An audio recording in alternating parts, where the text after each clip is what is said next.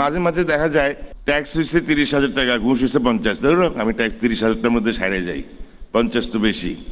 কেন আপনারা আপনাদের ঝামেলা বাড়াবেন? সে দুইটা ঈদ, একটাতে বোনাস টোনাস দিয়ে মাত্র দাঁড়াইলাম, এখন গ্যাস নেই, আরেকটা ঈদ আসতেছে, ওখানেও বোনাস দিতে হবে, নাহলে ফ্যাক্টরি ভেঙে ফেলবে। তো বর্তমানে আমাদের দেশে আমরা লক্ষ্য করেছি পাওয়ার একটা ক্রাইসিস, যেখানে অনেক কিছু করবার আছে। যেমনটি ধরেন এখানে 6% ডিউটি, এটা আমি মনে করি পরিহার করা উচিত আন্ডার দি সার্কামস্ট্যান্সেস। এখন যদি আমরা স্বয়ংসম্পূর্ণ হতে চাই, পাওয়ারে স্বয়ংসম্পূর্ণ হতে চাই, এখানে আপনাকে পেট্রন করতে হবে। আর এখানে আছে 4টা এইচএস কোড, প্রোডাক্ট একটা, কিন্তু এইচএস কোড 4টা।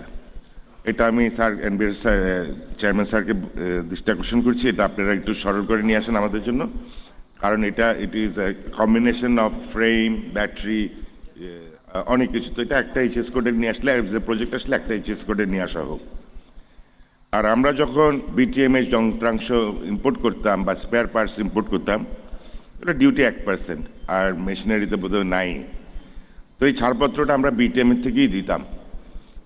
আজ পর্যন্ত কোনো ডিসপিউট হয় নাই এটা নিয়ে, কারণ আমাদের ব্যবসাটা আমরা সবচেয়ে ভালো বুঝি, ডিসপিউট করার মতো কোনো আইটেমও নাই। এখন এটা এনবিআর তাদের নিজের হাতে নিয়ে নিছে।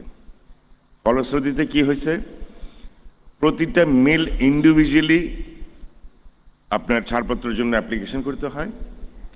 তারপর আবার ওই যে ছাড়পত্রের জন্য ওটা আবার তুলে নিয়ে আসার জন্য আর কি, অঙ্গীকারনামা তুলে আসার জন্য তাদেরকে 50,000 টাকা ঘুষ দিতে হয়।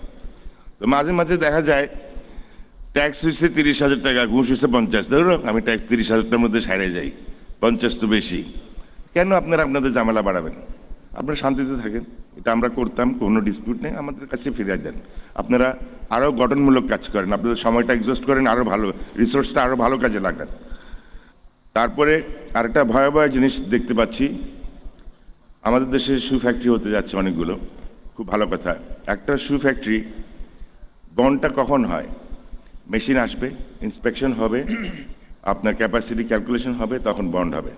এগুলো কিছুই হয় নাই, ফ্যাক্টরিও বসে নাই, বন্ডের থেকে 2 কোটি গজের পারমিশন হয়ে গেছে।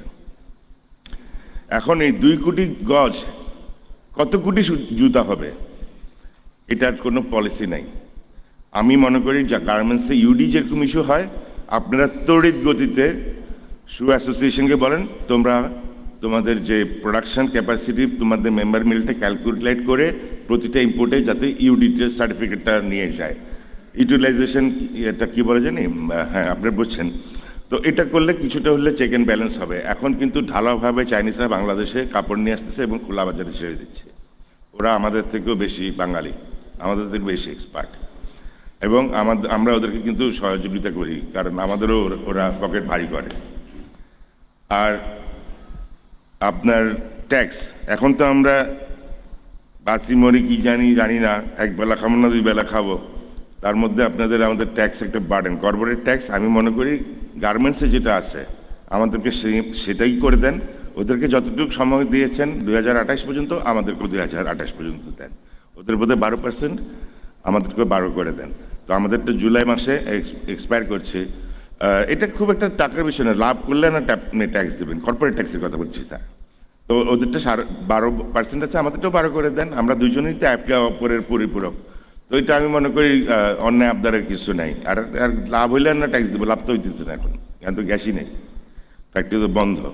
আমাদের কত টাকা এয়ার ফ্রেট করতে হবে, এয়ার ফ্রেটটা করার পরে আমার যে ওয়ার্কিং ক্যাপিটাল আছে সেটা কোথায় গিয়ে পৌঁছায়, আমি বেতন দিতে পারবো কি পারবো না।